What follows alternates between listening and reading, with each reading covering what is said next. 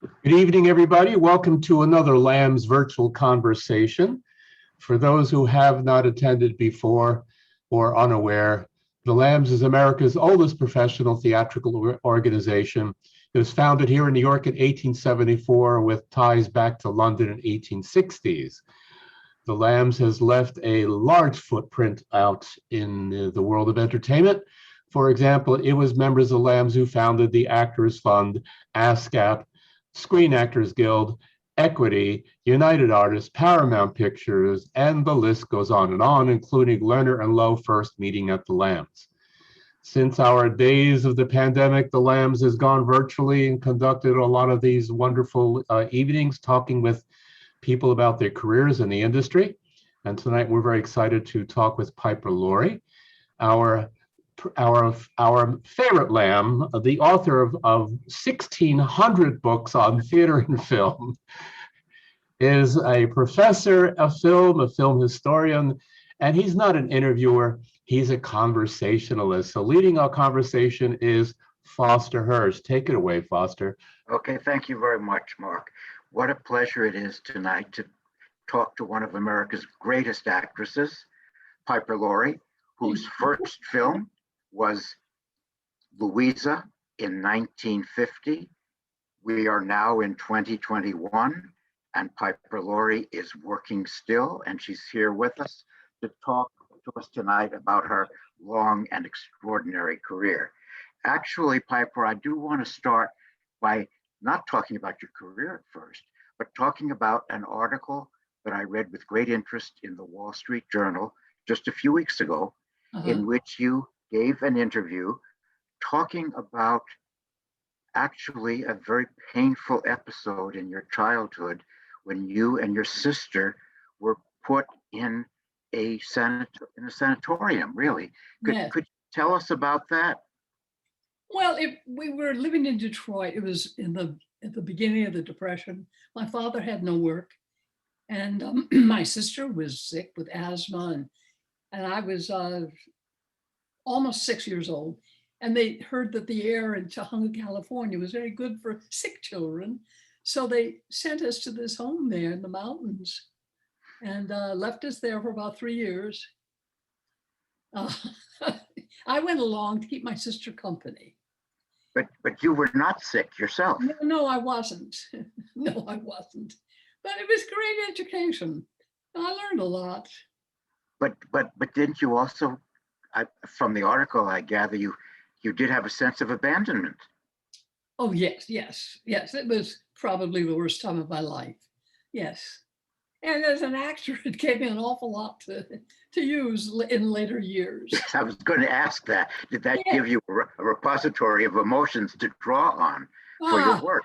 Yeah. But there were things that I enjoyed there. I spent a lot of time outside, and we had a walnut tree, beautiful tree, and we had a fig tree. And we used to pick the walnuts, climb the tree, and bury them in the ground like squirrels, and we could feed ourselves independently instead of waiting to be served in this place, you know. But in the fascinating interview with the Wall Street Journal just so recently, you talk about being puzzled that your parents would have left you there, and then they weren't so attentive once you were there.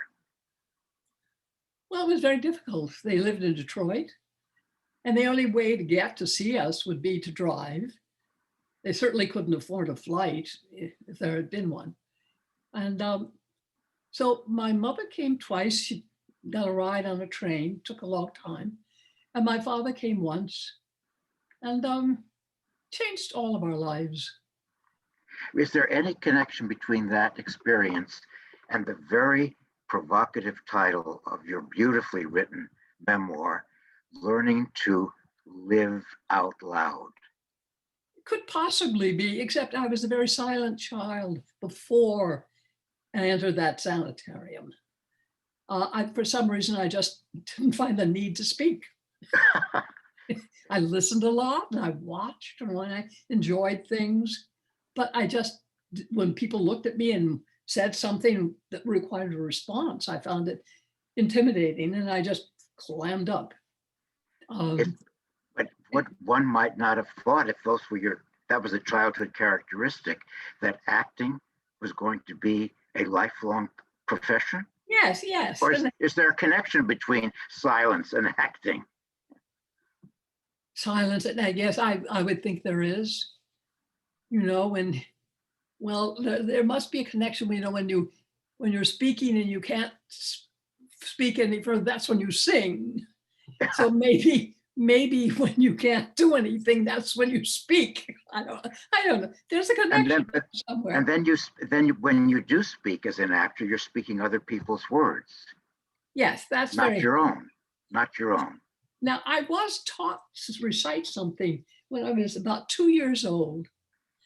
As I guess my mother was starting to work on me to get me to verbalize something.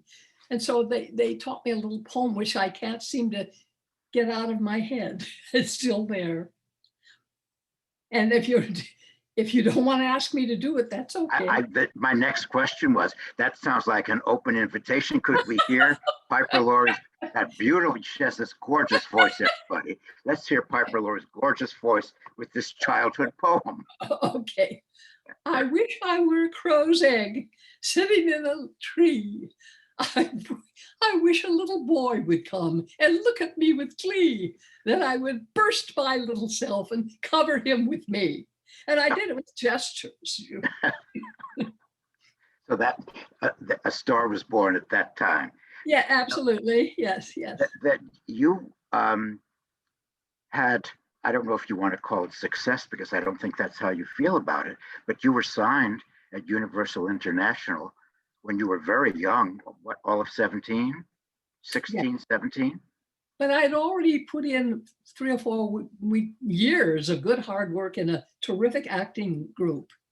Benno and Tommy Schneider were formerly with the group theater and Habiba players, and they had a wonderful group in Los Angeles. And I studied with them seriously for 3 or 4 years, go there right after school, make up stories about why I couldn't go to football games. And I worked very hard, and I learned how to work simply, or started to learn how to work simply. And so when I was offered an audition at Universal, I had this one act, Tennessee Williams one act play to audition with, and one of my classmates came with me, and they decided to give me a screen test and signed me as a result, and then put me in a piece of junk. And I was there doing nothing but junk for 6 years, almost 6 years. You did tell me, I have to share this with the audience, that you told me you hated every minute being at Universal. Yes. Do you still feel that way? Yes. I guess I learned some technical stuff, but yeah, I would have learned it anyway, and quicker, and it wouldn't have been so painful. But you thought the material was always unexciting. They never gave you a part that you really got interested in or felt had enough depth. Well, the first part they gave me was playing Ronald Reagan's daughter. And I was playing a kind of caricature of a teenager. Well, in acting class, I didn't play caricatures. I didn't do comedy sketches. These were very serious scenes from serious plays. And I didn't know how to handle the material. I was really lost. And one day I went up to the director and asked him a serious question about how I might approach something. He said, "Oh, Piper, never mind. Just learn the words and say them." So that wasn't a challenging experience. I kept advancing to, a lot of dramatic, romantic things, and then a musical that I wasn't really prepared for. That was awful. I was really humiliated, especially when my father accompanied me to the sneak preview of my first musical. And the sneak preview was in Santa Barbara. So we got into disguise and we sat up on the balcony, and there was a young couple from the school, from college. They were sitting next to my father, and they were very verbal and kept saying, "Oh, that girl, she's so horrible. This is, oh, she's so terrible." They went on, and I could take it, but it was embarrassing because my father was sitting there. And when we left, he didn't say a word about it. We drove back from Santa Barbara, never said a word. Well, You did tell me once that Jamie Lee Curtis came up to you at a party not all that long ago and said, "What was my father like when you knew yes, him as a young man at Universal?" I found that a very touching question, actually. yes, I did too. And I have a feeling that she got to know him a little more after that. I'm quite sure she did. What did you answer her candidly? Yes, I did. I asked her if she really wanted me to be candid, and she said yes, Yes. yes. And I was, you know. So, Is there anything you can share with us? The two of you were an item, at least oh, publicly. that was well, actually, before I was signed at the studio, Tony Curtis joined my acting class, and he kept making Google eyes at me or whatever those are. He was obviously flirting. And then he asked me out on a date, and I was 16. And so he took me to the movies a couple of times, and he was already doing bit parts in movies, and the girls would recognize him, and it was very exciting.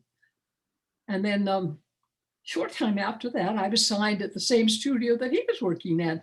I think he was not, I don't think that hit him quite the right way. And because I got better opportunities than he did. And then we were put together, and he seemed, I couldn't figure it out why he was resentful of anything good that happened to me. And we had difficulties working together for quite a long time. But I mean, I remember the era that two of you were presented in the press as an item. I'm sure it was publicity for Universal International, two young contract players. But I was always amused because you and Tony Curtis, both Jewish, played Muslim characters in The Prince Who Was a Thief and The Son of Ali Baba. Yes, Very amusing.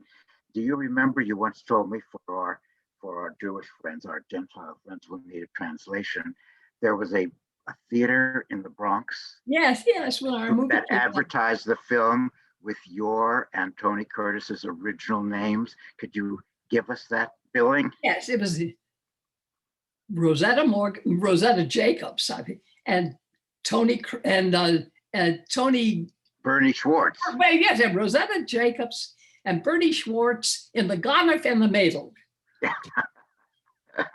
The Thief and the Young Woman, or The Prince Who Was a Thief. Yes. Yeah.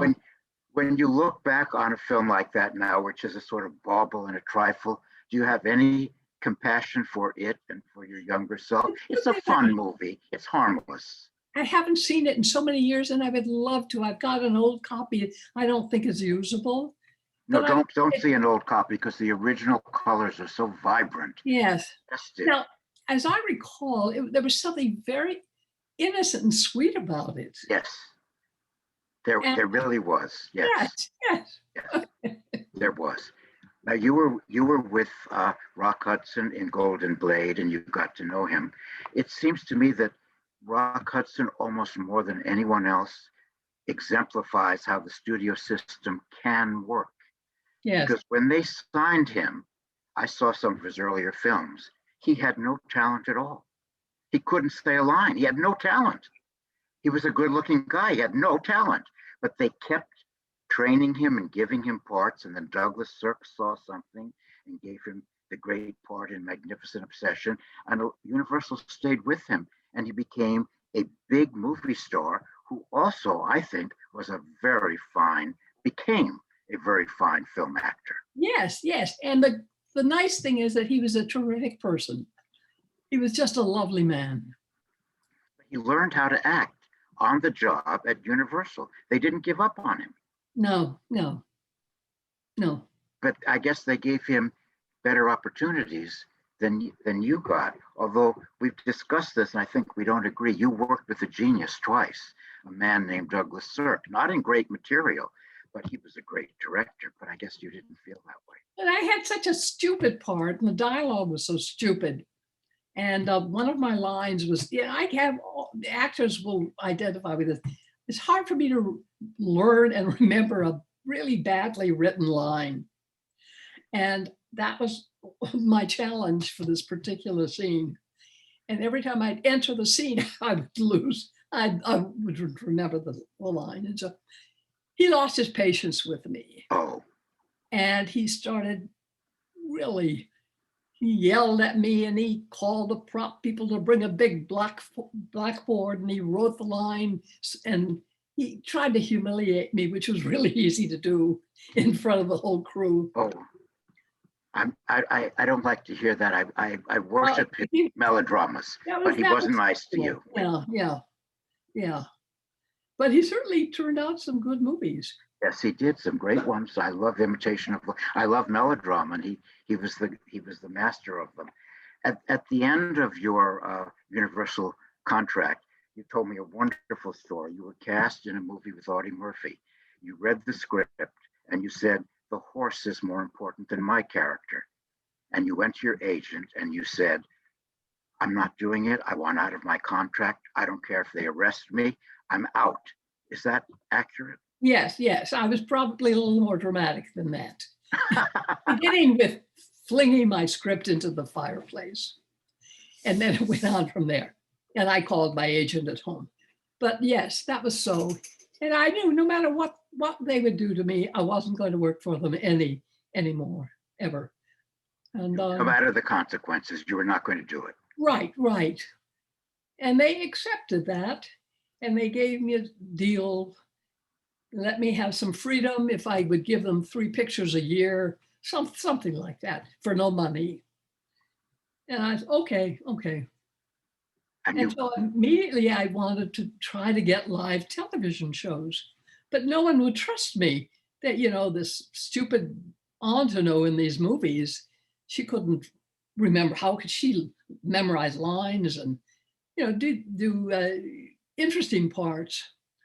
And so I just waited, and finally, after almost a year of really budgeting my money, and incidentally, the same week that I tore my contract up, I finally left home for the first time, 23 years old, and I'd been living at home all that time.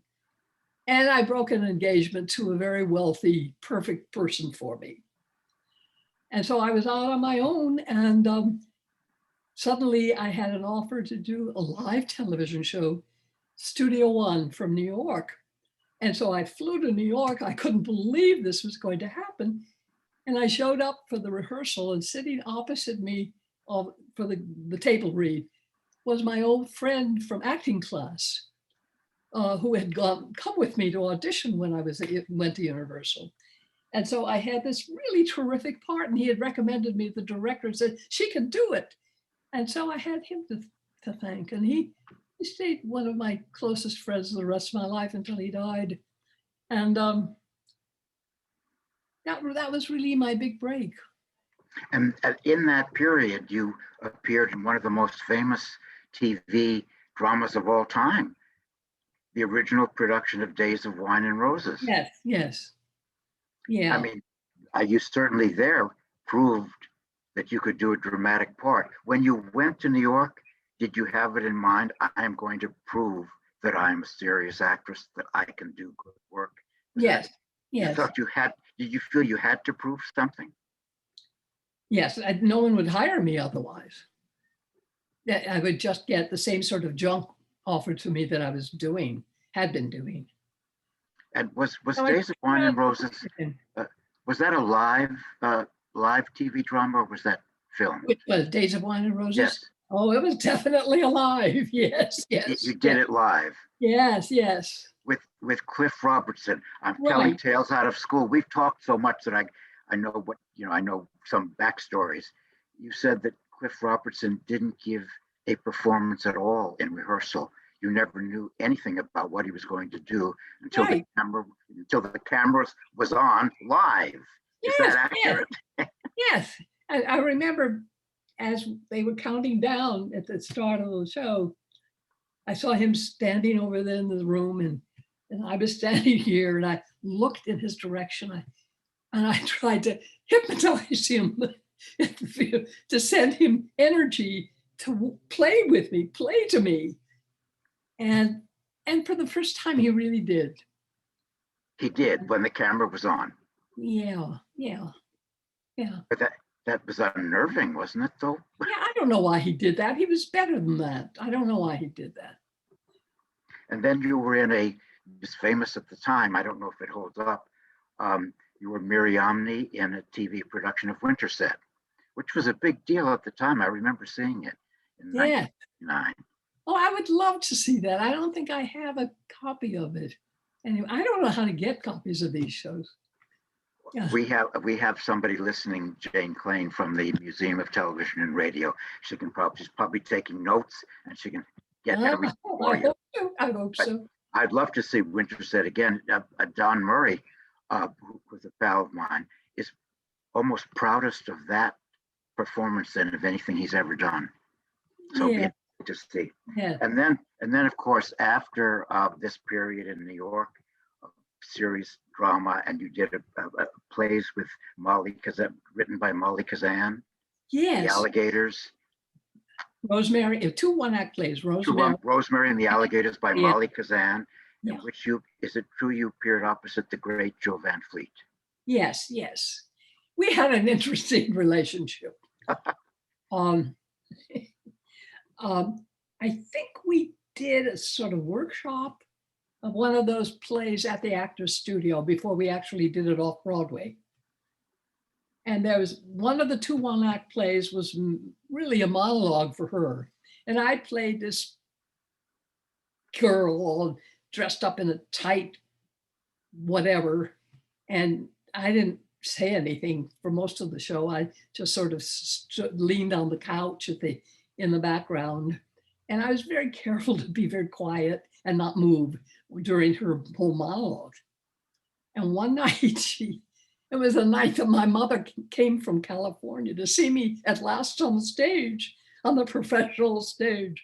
And suddenly she walked back to me. And it wasn't written in the play at all. And she came up to me and she said, "You bitch." And she turned around and went back and continued her monologue. I had no idea but there were some nights when sometimes the audience wasn't quite as attentive and there were little few coughs and things. And she just assumed I was doing something, which I really would never have done. That was, really horrible to think, Did you make it up with her? I mean, she was a brilliant actress. Yes, we worked again together in she replaced Maureen Stapleton. Yes, in the Glass Menagerie. In the Glass Menagerie. She was very different, but she was very good. And afterwards, she and my husband and I would go out and have something to drink, and we became friends. Then after the Kazan plays came the movie that is in which you give a performance that is absolutely extraordinary, nominated for an Academy Award. People to this day cite it as one of their favorite films and favorite performances in The Hustler. And amazing. I suppose if one saw all of your Universal films and then saw you in The Hustler, it might be impossible to make a connection. That the Universal films could never have indicated that you had that role in you. I think, wasn't that the idea of leaving Universal and getting a part like that?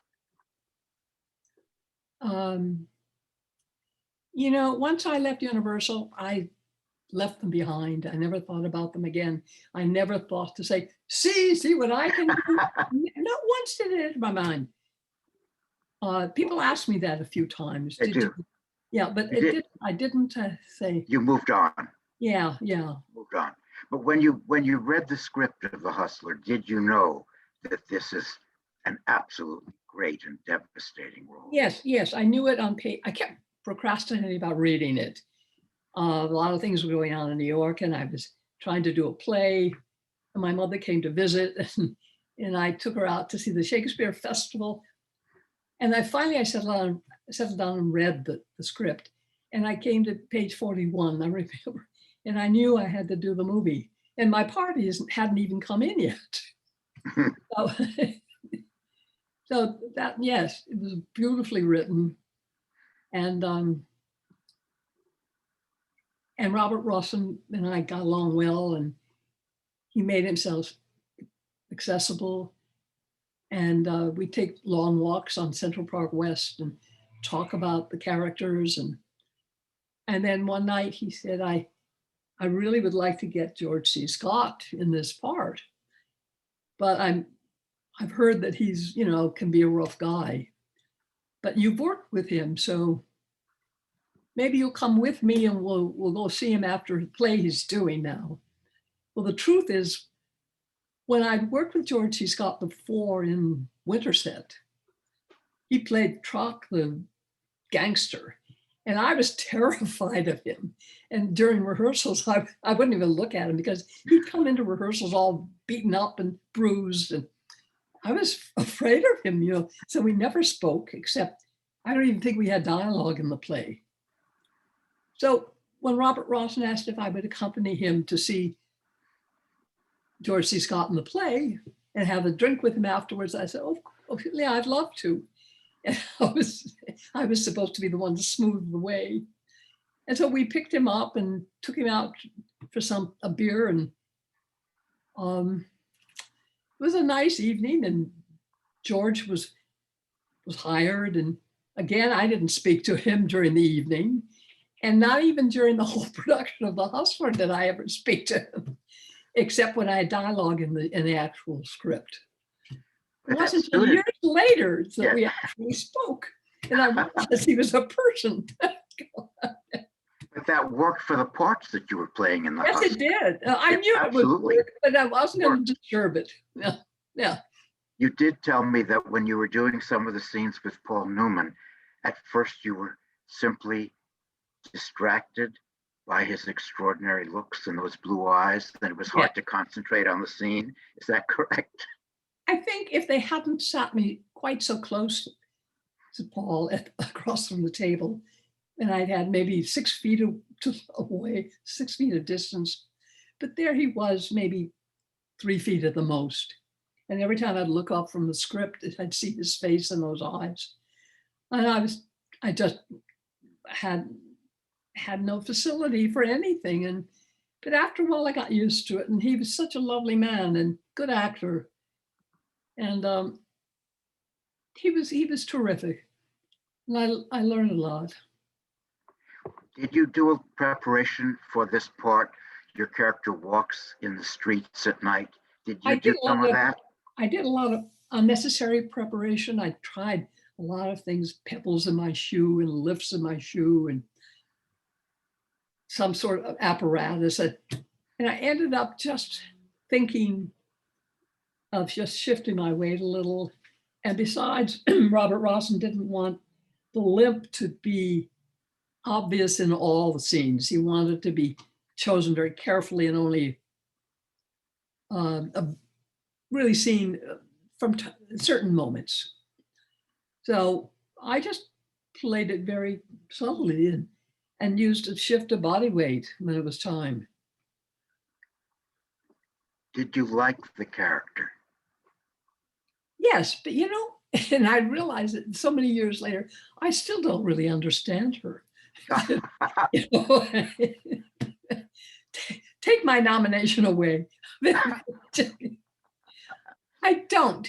She was interesting, Fascinating. and I got to play those lovely scenes with the lovely actors, but I really don't know what was going on with her. Maybe one day I will. It's about time I found out, I think. When you got the Oscar nomination, richly deserved, actually, wasn't it Sophia Loren who won that year? Yes. My vote would have gone for you, actually. I think that's the performance that holds up. It's one of the great screen performances. Thank you. When you got the nomination, did it mean something to you at the time? No, it didn't. I just thought people were crazy. I just didn't get it. I thought people were drinking Kool-Aid. I had been so wound up with the movie for so long, so tense and so wanting everything to be right and perfect. And I couldn't believe when it was actually finished and released and people were saying good things. And I thought it was all bullshit. That was just a fault of my own, and which I had to grow out of it at some point. Did you attend the ceremonies that year that you were nominated? No, I stayed in New York, Oh. and I ate dinner with my husband and his mother, and we sat had dinner around a card table and watched the ceremony on the TV. And I did call Paul's wife, the lovely actress. Joanne Woodward. Yeah. Yes. I called her and found her in the wardrobe department at 20th Century Fox. And I said, would you mind accepting for me if by some chance, you were supposed to do this. You had to, they told you must get somebody just in case to accept for you. And she said, oh, I would love to, darling. She's a really lovely lady. And so we just watched it. And I remember I felt like I was 5 years old again when they announced my name, even though it wasn't Rosetta Jacobs. It was a different name. Still, I felt my body getting very hot, my face getting red. And I was so glad I hadn't flown out to be there. But then, after that extraordinary performance in an acclaimed film whose reputation is higher now than it was in '61, it's one of the American classics. After that performance and that acclaim, Piper Laurie doesn't make another movie for 15 years.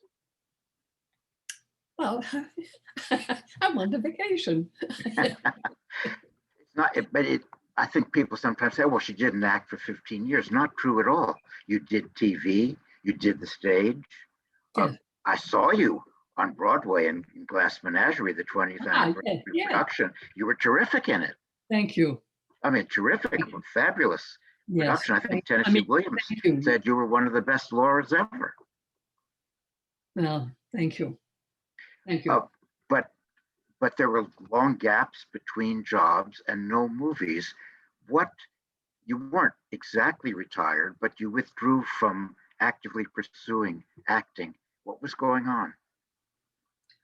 I went back to art school, discovered stone carving. I discovered marriage, had a child. We lived in the country in Woodstock. And I had a beautiful studio, and I learned to bake bread, taught myself to bake bread. And I had a lovely life for 15 years and never imagined that I would work again as an actor. And then one day I got a phone call from the woman who had once represented me as an agent. And she said, Piper, I'm going to send you a script. This is not an offer, but would you read the script and just tell me what you think about it? And so I got this thing in the mail. It was, what was it called? And I thought it was awful. And I told my husband about it. He said, well, it's supposed to be a takeoff. It's sort of comedic. And so I reread it and I thought, well, maybe that's so. So I went into the city, I took the train in and I met with the director just to see what was going on. And I liked him and I guess he liked me because by the time I got back to Woodstock, I got off the train, there was a message for me. He wanted me to do the movie. And that was Carrie. And I thought, well, this might be fun. And so that's what I did. But you originally thought of it as a comedy or a satire? Yes. But that's not how you play it. You had to change your part. But I think I was funny in it.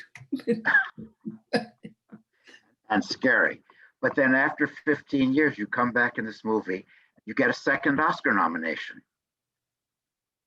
Well, that was crazy. That was, can't pretend to understand that. So, but it was nice. Was it, what were the challenges of playing a crazy person? Say that again. What was the challenge of playing a crazy woman? Um,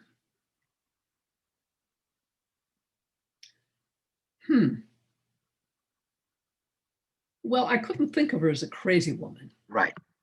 That's an outside. I realized as I said it, that's an outsider's Yeah, comment. That's not an actor's yeah. comment. She had great passions and deep feelings and commitments to what was right and wrong in life. And it just had to be full and important to her. And was Sissy Spacek an amazing co-player? Yes. She's just terrific in the film. For all the reasons that it was difficult to work with her because she was so non-communicative and so withdrawn, but she was just perfect. She was just perfect, and we worked well together. And I remember the last day of the shoot, when all the ugly stuff was over, and there were some pickups to be done on the stage where the prom took place, and they were serving cookies and things like that. I invited my daughter to come visit for a little bit because I didn't want her around for earlier stuff. My daughter was then 5. Disturbing to her. And so she stayed and had cookies and cider. And remember, Sissy was so taken with her and took her into her little dressing room and played her guitar for my daughter. The last time I saw Sissy, she had her own little group of kids of her own. You appeared with her 2 more times. Yes, I did. Second time in an extraordinary film, not as well known as it should be, The Grass Harp. Yes, yeah. That's a beautiful film. I like it too. I'm sorry that it was pulled after a week of being played. Yeah, it just still isn't as well known as it should be. Then your third Oscar nomination is in Children of a Lesser God. And I think the scene that you did get the nomination for when you talked to your daughter, I think isn't that your finest moment as an actor? Really? I don't, you don't ask me. It's very hard for an actor. It's hard for you. I can say it. Yeah. I mean, that scene's amazing when you talk to your daughter in the sign language. I mean, the depth of feeling and the history between you and her is very moving. I mean, basically, you got an Oscar nomination for that one scene. It's terrific. Did you tell me you improvised the dialogue in that scene? Do I remember that? Did you add some dialogue? No. I was improvising this, trying to look like I was improvising sign language. Yes. Because I was not supposed to be very good at it. So that's what I was trying to look like I was improvising, but it was, no, it wasn't. Was it challenging playing against Marlee Matlin? In a good way. In a good way. In a good way. Exciting. Yes. I want to talk about probably the biggest cult hit of your career, the TV Twin Peaks, in which fans of that show, and I'm sure many of them are with us tonight, would be fascinated to hear about the story when your character was killed, but it wasn't killed, but you had to pretend to the press that your character was dead, and your sister was upset because you had been canceled out of the show, but that wasn't what happened at all. You had been transformed into a Japanese businessman. Yes, well, this began with our summer break. And David Lynch called me at home and said, "Rosie, I have an idea for the next season. I want your character to leave town, and it's going to look as if she's been killed, that she's dead. but she actually sneaks back into town in disguise as a business person. And I want you to find what sort of business person, another nationality, Mexican, French, whatever, to play. And she will make a lot of trouble for people. So you think about what kind of person you want to be. So that was really what a gift that was to create my own part. And so I decided to be a Japanese businessman. At that time, it was less predictable. Now I think things have changed. But so that's what I did. And I had to get up so early in the morning and go way out to the valley to a special makeup place and spend 4 hours getting ready. Is it true that the cast thought you were that character, that you were no longer Piper Laurie was gone and there was this new actor among them? They didn't know that they didn't think it was Piper Laurie, or they didn't know what had happened to me. But some people thought that it was Isabella Rossellini in disguise. when obviously there was somebody on the set who was covered in this heavy makeup, something was up. And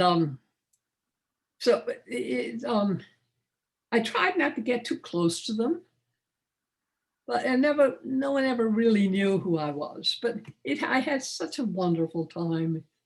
It was a great gift, and I laughed and I couldn't laugh too hard when I was during the day because I'd split my makeup and ruined it. But at night I could, even though I was so tired.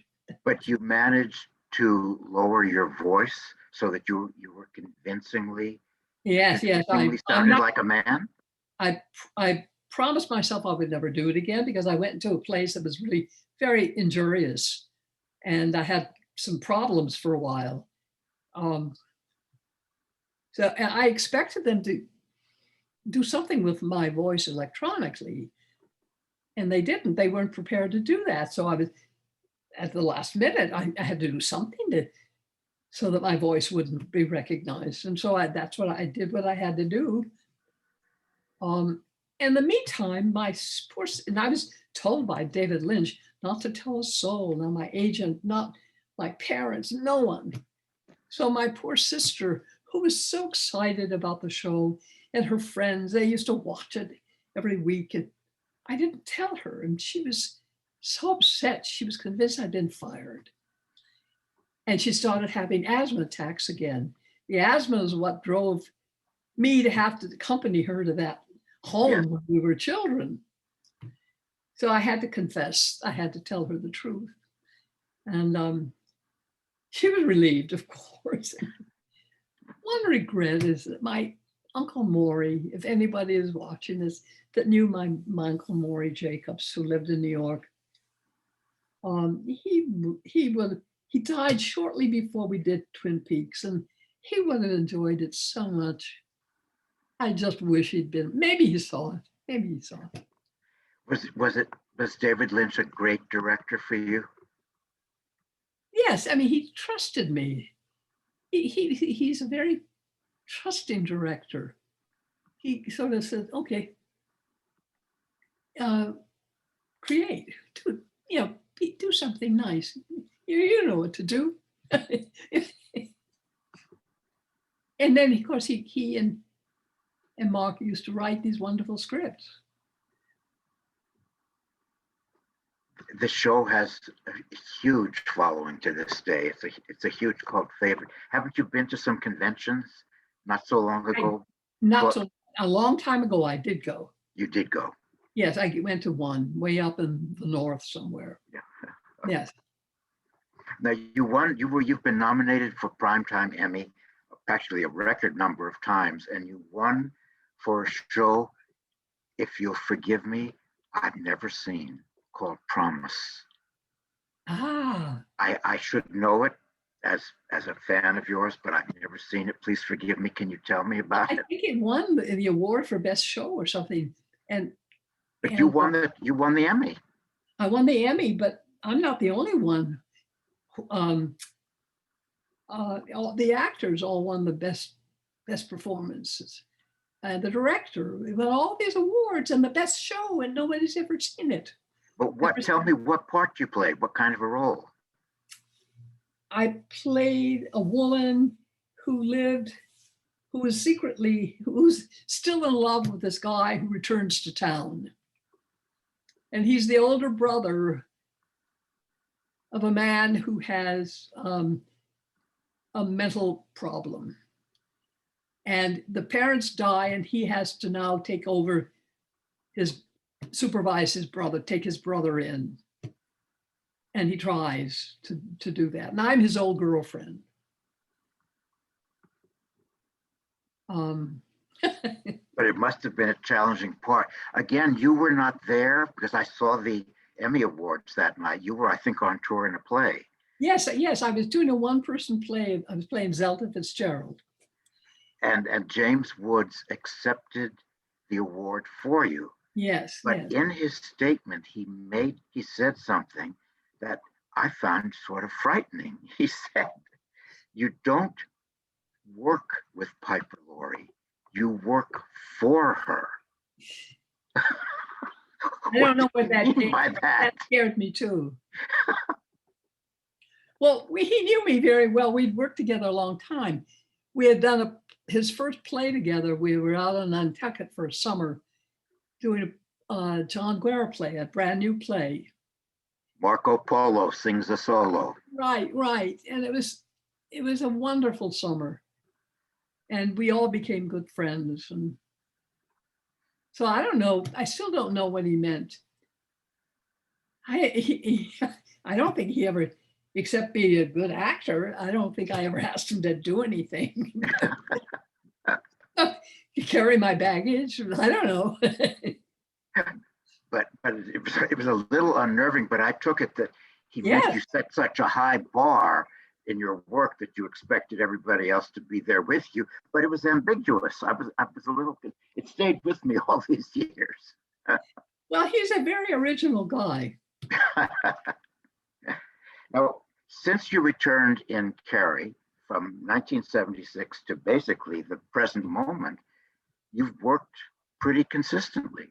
So your vacation from acting gave you a kind of, it must have been restorative, because when you went back, you obviously loved it, and you want to work to this day, and you are working. You had 2 films in 2018. One of them, you got a lot of film festival awards, a movie called Snapshots. Yes. You got a lot of awards and recognition for the leading role in that.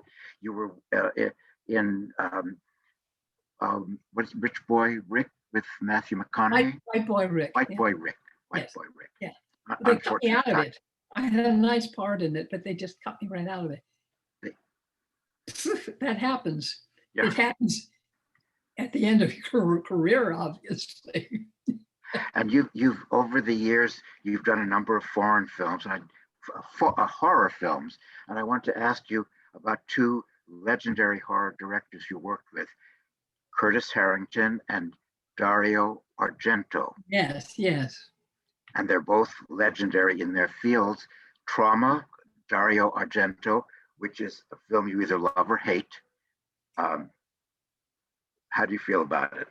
Well, I'm so glad I did them, because they were great fun while I was doing it. And both directors were very interesting. Curtis Harrington was a very dear person. So what a nice person. And I enjoyed every moment of it. And we were still friends afterwards, and I would come to his big house up in the hills, or spooky looking house. And he'd show me other films and things. And one of the best things I know about Curtis Harrington is the story he told me. He'd come back from, I think, the Berlin Film Festival not that long ago. And when he arrived, there was a message for him to please call, I'm sorry, I get one of these, but the wonderful documentary filmmaker who worked for Hitler. Oh, Leni Riefenstahl? Yeah, Leni Riefenstahl. There was a message for her to please have Curtis Harrigan call her. So he did. And she said, "Oh, Mr. Harrington, your movie is the one I did with me. That's my favorite movie in the whole world." That was her favorite. Yes, that was her favorite movie. That was her favorite movie. I don't know that I'd want an endorsement from Leni Riefenstahl. So. It was very, you've never seen it. Ruby. Yeah, did you ever see it? Yes, I did. Oh, yes. and you were still speaking?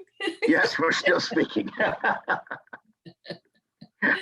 Well, it's kind of fun. It's fun. It is fun. It is fun. It is fun. But I did like Trauma, which is more daring. And Dario Argento was a little tough on his daughter, Asia, but that's that's probably a tale for another time. Yes, but I did want to ask you about how you accepted and were able to play Magda Goebbels in a TV drama. That was a challenge. I did it by reading as much as I could, getting to know all sides of her and trying to stay open to a possible place of humanity that allowed her to fall in love with a man who was powerful and spoke well and had great hands that women worshipped, and that she fell in love with this person. I tried to find a way into her heart, and then I had the wonderful costume and hair and makeup people in Europe fixing me up, looking really nice, and I enjoyed doing, and of course, the treasure of having being able to watch our great actor play Hitler.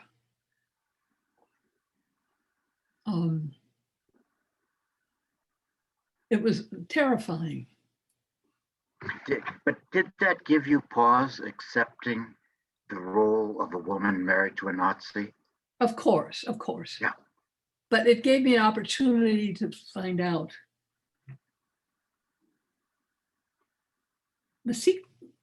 some of the secrets of people and understanding why and how things happen. Yep, and it got you an Emmy nomination. It's a terrific performance. But I was surprised when I saw your name in the cast at the time, and I wonder why they went to you. I don't know. I've turned down things like women who slaughter children and things like that. There's a limit to what I can do. But also there was, just in terms of the drama of the story, the fact that and this is such a horror, that when they all knew they were lost and that the Americans had come and they were in the bunker, that she had to give poison to her children to put them to sleep before the Americans came. And I knew that would be a good scene to play. And with some reserve, but I knew it had some strength to it. Now, we talked about your career from 1950 to the present. You're obviously a survivor. Do you have any advice about longevity and commitment? And your father had a long life.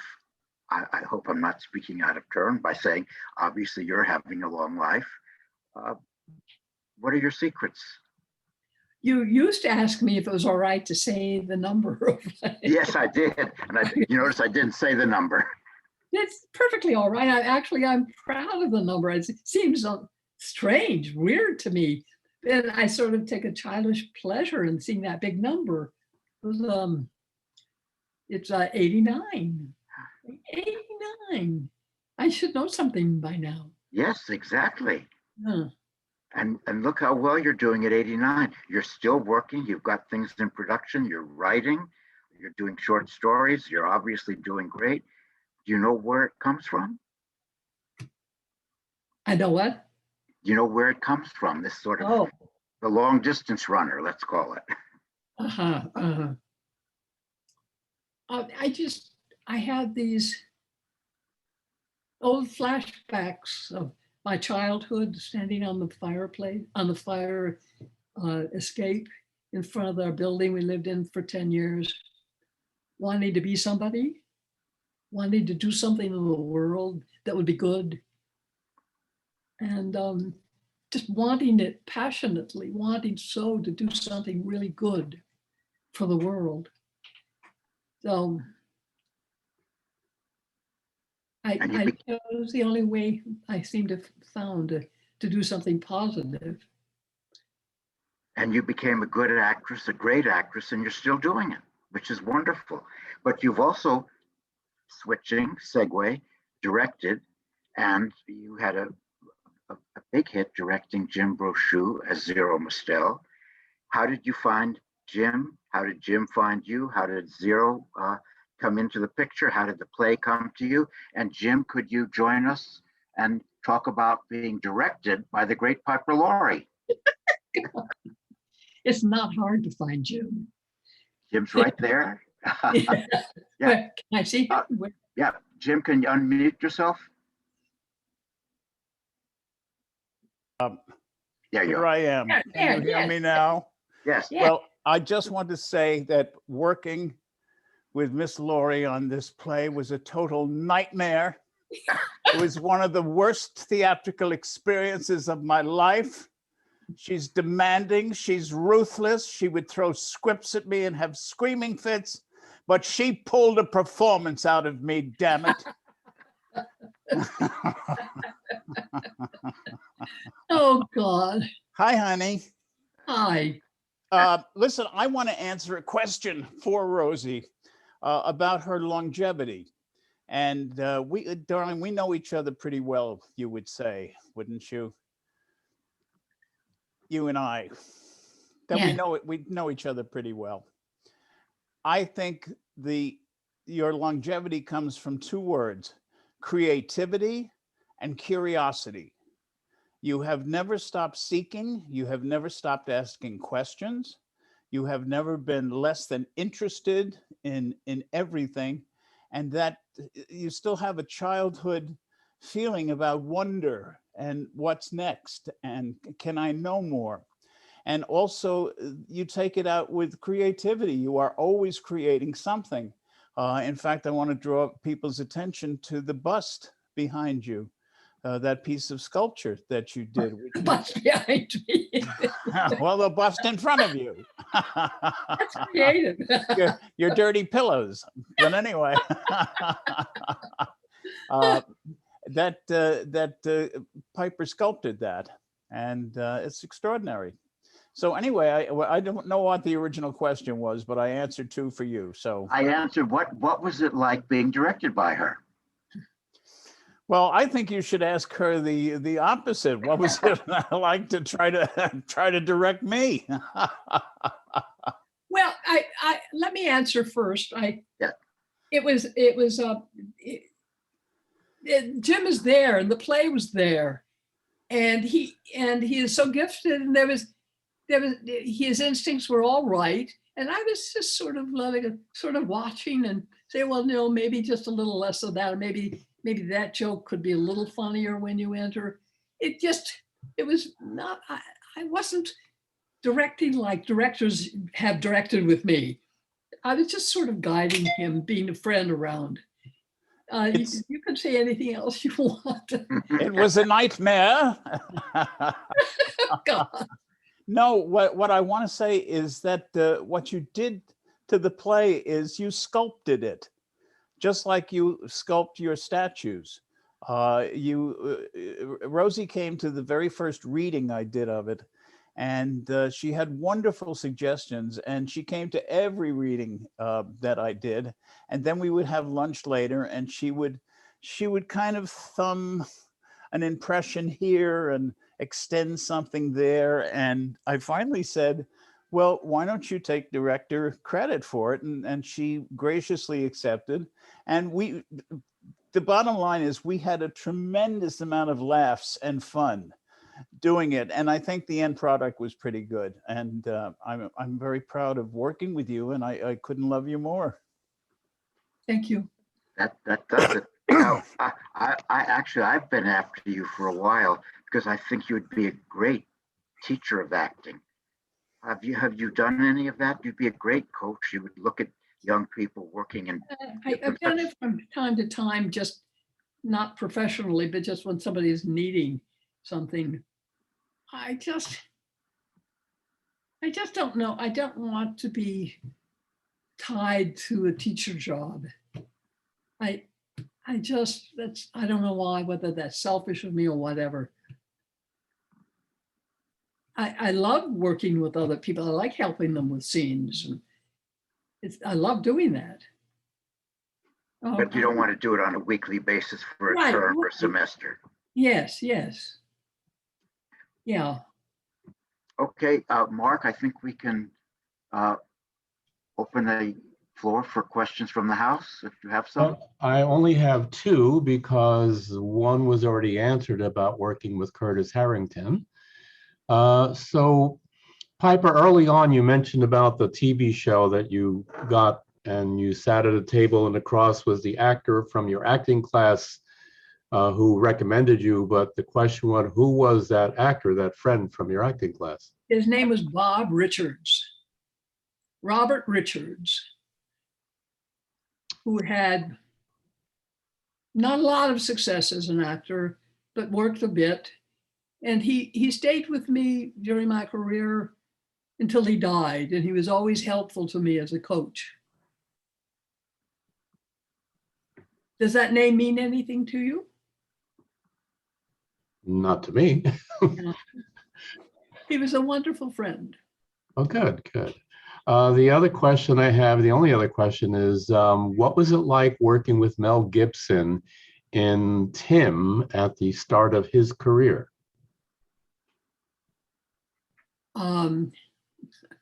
I should be ashamed of myself. But he was 23 and I was in my late 40s, I think. And he was, I never imagined they'd cast the part that perfectly. And he was delightful. He was wonderful. I thought the director picked on him unnecessarily. And Mel was just learning the business. He didn't know about marks and stuff like that. I knew he would be a success. Didn't think he would be quite the big success that he became so quickly. But it was very lucky. And I think it's a nice movie that we did. All right. Now the questions are coming up. Okay. Speaking of longevity, what are your thoughts on the way Hollywood treats women today as they get older, and has it improved? No, look, there are 6 people waiting now to offer me great, wonderful parts in plays and films. You see, the room is just crowded with them. No, I had a good part about a year and a half ago. Yes. And Judi Dench gets everything that comes along in that age range. She gets to do. But all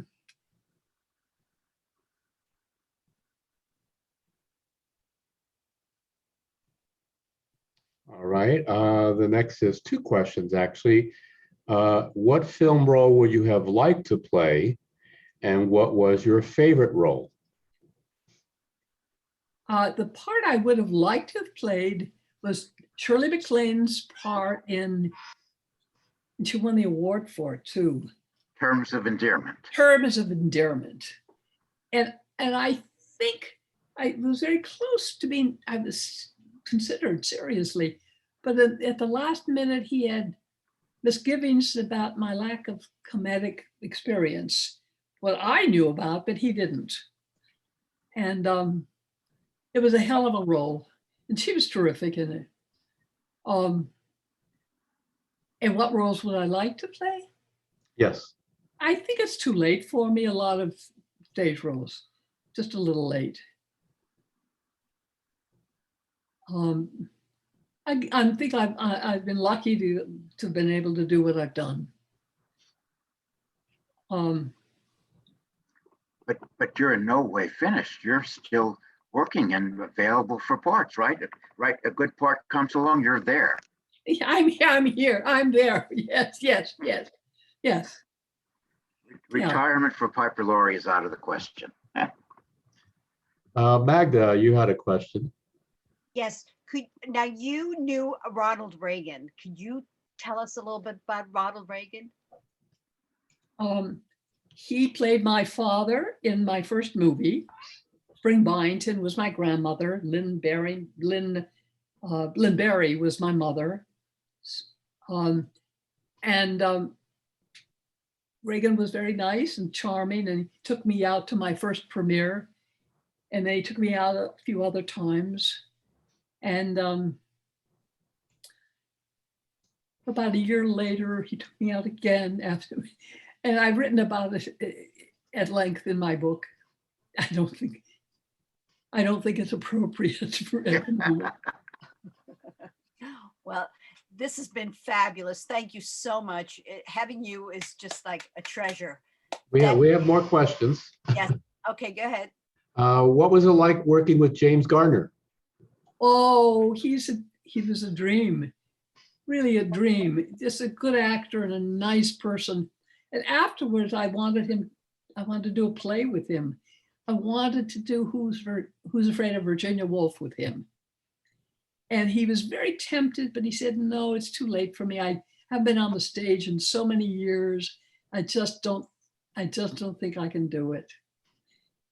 But I think been we interesting. work together. Yeah, that would have been a fascinating production. I'd like to have seen the two of you do it. Interesting. Yeah. Right. And of all the film and TV directors you've worked with, who was the one that you connected with the most? Well, I have to say, my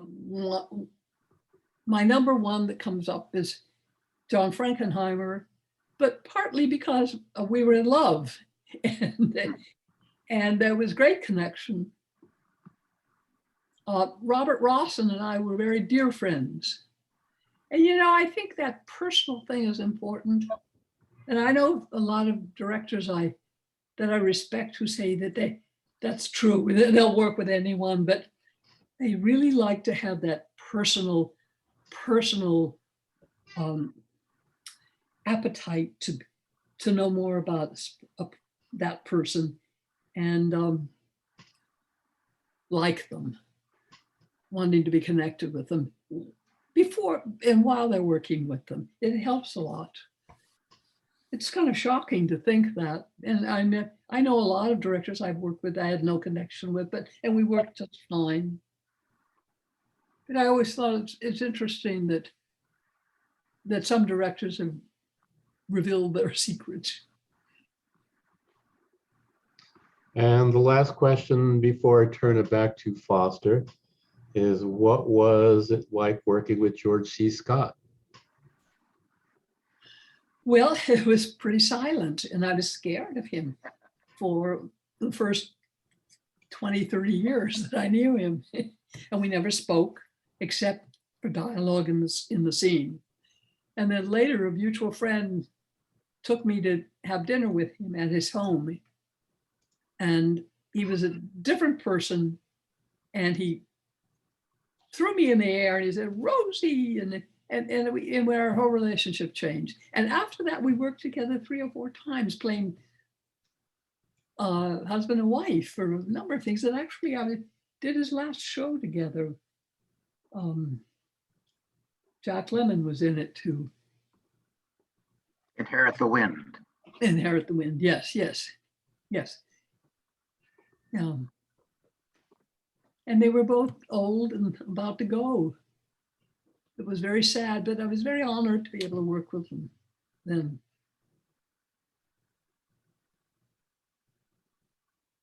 All right, Foster, back to you. Yes, one final question.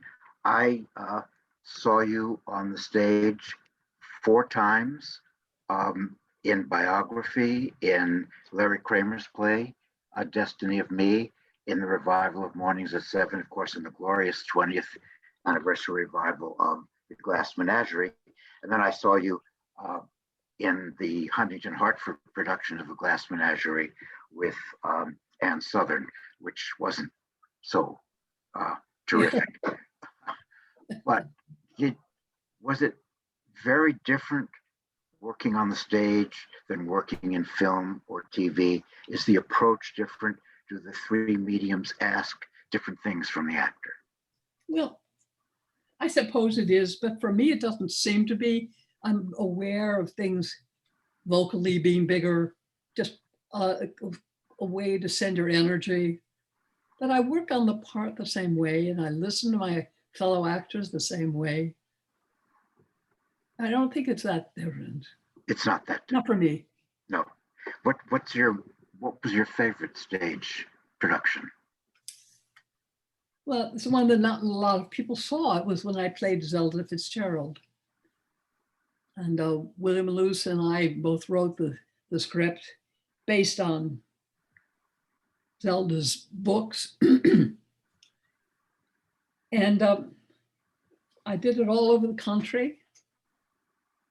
And it was a great learning experience, interacting with the audience.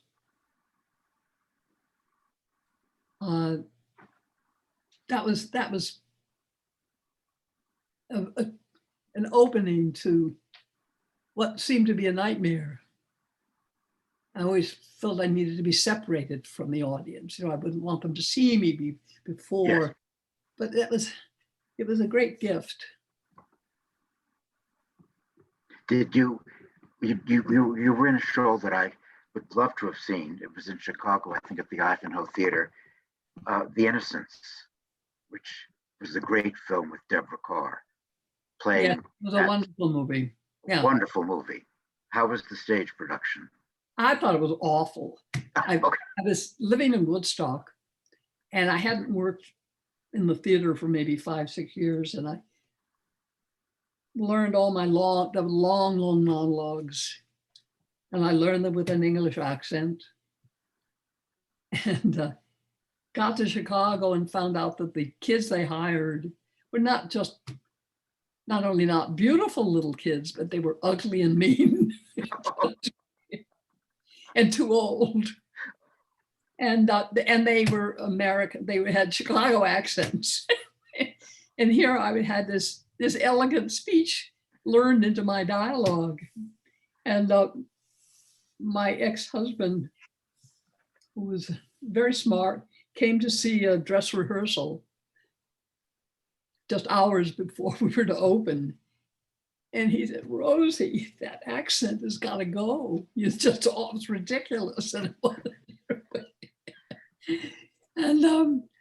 I spent the whole weeks of playing trying to get rid of the accent. But the kids, I'm not mentioning their names, but I don't know why they were put in the play. It was just it was a very difficult time. And I remember not sleeping and having nightmares and buildings coming crashing down on me. But the best part was I lived in an apartment house, and I looked out the living room window, and I was on the 3rd floor overlooking the zoo, and I could see all these kangaroos and all the animals there. That was wonderful. I wish I'd seen the production anyway. I love the material, and I can see you in that part. So I regret. I should have been good in it, but I wasn't, and you were good in virtually everything else, and unforgettable in The Hustler, one of the great performances in American films. Really, Thank one of the greats, one of the greats. Hasn't it been wonderful, Magda and Mark, spending this time with the legendary Piper Laurie? How wonderful to spend this time with her. Thank you. Thank you. It's such an honor to have you. Excuse me. And I would like to thank Foster and Jim for making this special. And Mark, thank you. And of course, a great applause to Miss Laurie. Thank you so much. Thank you. Thank you. Thank you. Thanks. Thank you. Thanks. And Magda, you want to talk about our upcoming events? Yes, our next event will be George Chakiris on April 6th, and then April 20th, Harold Lloyd, granddaughter, and April 26th, Jennifer Tepper, Ashley Tepper, and May 6th, a friend of mine, Tommy James. If you don't know who he is, he was big, well, he still is, a rock and roll legend has a show on 60s on 6. And he's a terrific guy. And he's going to be talking about his book, Me, the Music, and the Mob. So please come and join us. Thank you again. And on behalf of the Lambs, thank you, Piper. Thank you, everybody else, for joining. Foster, another magnificent job. And this recording will be up on our website probably late afternoon tomorrow. And the website is thelambs.org. Thank you all very much. Thank you. Thank you so much. Thank you. Thank you. Bye-bye. Good night.